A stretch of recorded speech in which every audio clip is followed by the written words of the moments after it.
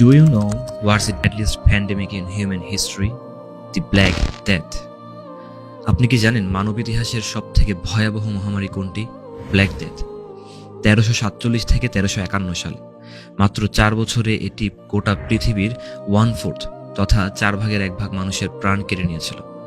এটি শুধুমাত্র ইউরোপ নয়, গোটা পৃথিবীর ল্যান্ডস্কেপ উলটপালট করে দিয়েছিল। মাত্র 4টি বছরে এটি পৃথিবীর প্রায় 200 মিলিয়ন অর্থাৎ 20 কোটি মানুষের প্রাণ কেড়ে নিয়েছিল। এই ভয়াবহ এবং প্রাণঘাতী মহামারীর কথা শুনে আপনি নিশ্চয়ই আশ্চর্য হয়েছেন, তাই না? কিন্তু আজ আমি আপনাকে এর থেকেও ভয়াবহ এক প্যান্ডেমিকের কথা বলবো, যা প্রাণঘাতী নয়, তবে এটি আত্মাঘাতী। এটি আপনার আত্মাকে মেরে ফেলে, আপনার রুহকে মেরে ফেলে, আপনার স্পিরিচুয়ালিটিকে ডিস্ট্রয় করে ফেলে। It causes your spiritual death. আমি পর্নোগ্রাফির কথা বলছি। এটি আধুনিক যুগের এমন এক ভাইরাস যা আজ গোটা পৃথিবীতে তাণ্ডব চালাচ্ছে, কোটি কোটি মানুষের নৈতিক ও আধ্যাত্মিক মৃত্যু ঘটাচ্ছে, মানবতাকে গুড়িয়ে দিয়ে মানুষকে পশুর কাতারে নামিয়ে আনছে।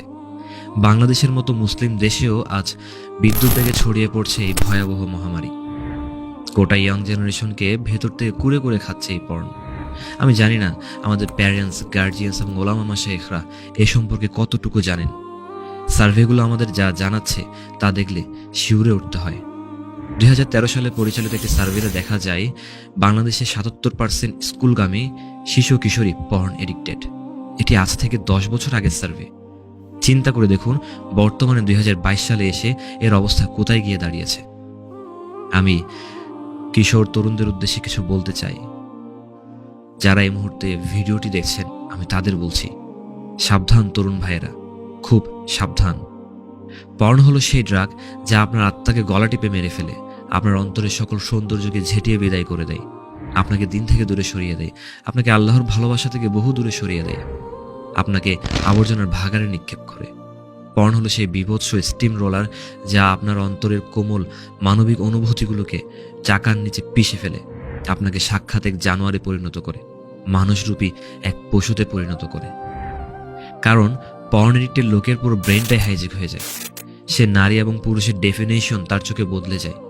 তার মাথায় সবসময় ঘুরতে থাকে পর্নের সেই ঘৃণ্য দৃশ্যগুলো। তার চোখে লেগে থাকে বিকৃত এক ঘোর। আর এই ঘোরের কারণে সে যা কিছুই দেখে সব কিছুকে সেক্সুয়াল অ্যাঙ্গেল থেকে চিন্তা করতে থাকে। তার আশেপাশে থাকা কাজিন, ফুফু, আন্টি, মামি, এই বিকৃতির কোনো লিমিট নেই। পর্ন এমন এক নেশা যা আপনার পৌরুষকে ধ্বংস করে ফেলে, আপনার দাম্পত্য জীবনকে জ্বালিয়ে পুড়িয়ে ছারকার করে ফেলে, আপনার যৌন ক্ষমতাকে বরবাদ করে ফেলে। কারণ পর্ন সুস্থ যৌনতা নয়, এটি একটি অসুস্থ যৌনতা, একটি বিকৃত যৌনতা। এই বিকৃতি পশুকেও হার মানায়। আফসোস, আজ হাজার হাজার মুসলিম ভাই বোন এই পর্নের নীল সাগরে হাবুডুবু খাচ্ছেন। অনেক ভাই বোন হাজার চেষ্টা করেও এই বিষময় নীল দুনিয়া থেকে বের হয়ে আসতে পারছেন না। আমি সে সকল ভাই বোনদের উদ্দেশ্যে কিছু কথা আরজ করতে চাই। আল্লাহর ওয়াস্তে হতাশ হবেন না। হতাশ মানুষ শয়তানের সহজ শিকারে পরিণত হয়। আপনি যদি এই ঘৃণ্য জগৎ থেকে বের হয়ে আসার জন্য প্রাণপণ চেষ্টা করেন, তাহলে আল্লাহর সাহায্য আপনাকে কখনো নিরাশ করবে না। এই ঘৃণ্য এডিকশন থেকে বের হয়ে আসার জন্য আমি আপনাকে 2টি পরামর্শ দিতে চাই। এই 2টি কাজ করলে আপনি এই জাহান্নাম থেকে বের হয়ে আসতে পারবেন ইনশাআল্লাহ। আমার প্রথম পরামর্শ হলো, আপনি আল্লাহর দরবারে কান্নাকাটি করুন, অতীতের ভুলের জন্য তাওবা করুন, লজ্জিত হন এবং ভবিষ্যতে এই কাজে আর জড়াবেন না বলে প্রতিজ্ঞাবদ্ধ হন। আমার দ্বিতীয় পরামর্শ হলো, আপনি স্মার্টফোন এবং ল্যাপটপ ব্যবহার করা সম্পূর্ণ বাদ দিয়ে দিন। যোগাযোগের প্রয়োজনে একটি সাধারণ ফোন ব্যবহার করুন, যেটিতে ভিডিও দেখা যায় না।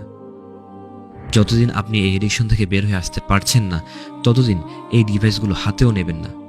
তবে আপনার পড়ালেখা ও চাকরির প্রয়োজনে যদি এই ডিভাইসের প্রয়োজন হয়, তাহলে তার ব্যবহার নিয়ন্ত্রিত করুন। যতক্ষণ প্রয়োজন হয় ততক্ষণ ব্যবহার করে তা কারো হাতে জমা দিয়ে দিন। যখন প্রয়োজন হয় তখন নিন এবং যখন কাজ শেষ হয়ে যাবে তখন জমা দিয়ে দিন। শুরুর দিকে কিছুটা কষ্ট হলেও ইনশাআল্লাহ এই ডিসিশন আপনার জীবনটাকে পুরোপুরি বদলে দেবে। এখানে অভিভাবকদের উদ্দেশ্যে কিছু কথা বলা জরুরি মনে করছি। প্রিয় অভিভাবক, আল্লাহর ওয়াস্তে ল্যাপটপ বা স্মার্টফোনের মতো ডিভাইসগুলো আপনার সন্তানের হাতে তুলে দেবেন না। যদি প্রয়োজনে দিতে হয় তাহলে তার ব্যবহার নিয়ন্ত্রণ করুন, তাকে মনিটরিংয়ে রাখুন। আদারওয়াইজ লিখে রাখুন আপনি আপনার সন্তানের হাতে একটি মরণাস্ত্র তুলে দিচ্ছেন, যা দিয়ে সে হয় পর্নের নেশায় পড়বে অথবা গেমের নেশায়। কোনোভাবে এই দুটি থেকে বেঁচে গেলেও সে ইন্টারনেট এডিক্টেড হয়ে পড়বে। এসব ছাড়া আর কোনো অপশনই তার সামনে নেই।